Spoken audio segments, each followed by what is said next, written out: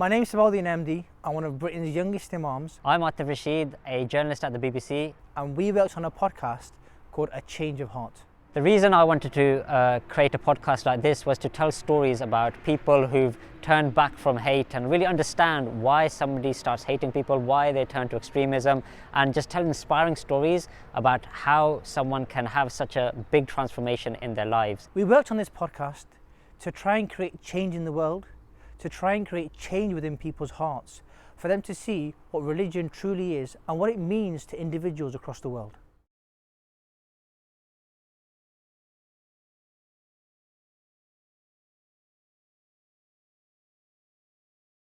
It's something that affects everyone and every sphere of life. It's not just in the religious sphere that this is happening. Even like racism after football is a type of extremism.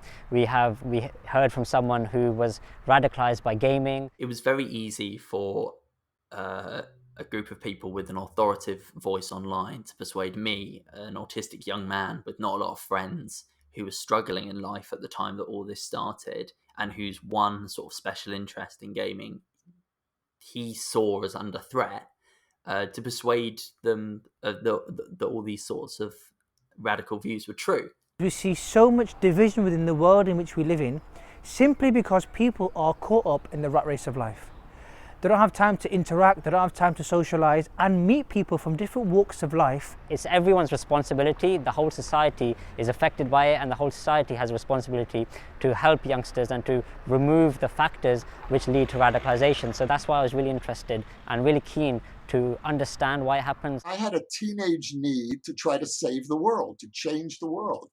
And then you realize that, if I do something violent, the media is going to put us on the front page. And it's so important for people to interact with others from different walks of life so that it broadens their own horizons. I see diversity as abundance, not reasons to exclude or fight for the same thing.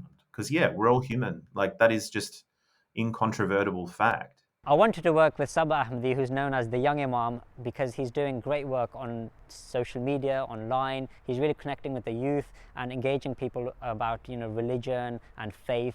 And I thought his words and his works would resonate with people, and it would be perfect for what we're trying to do in this podcast. So working with the UN on this project has allowed us to go down new avenues, meet new people across the world, and literally hear stories of individuals who have had a change of heart.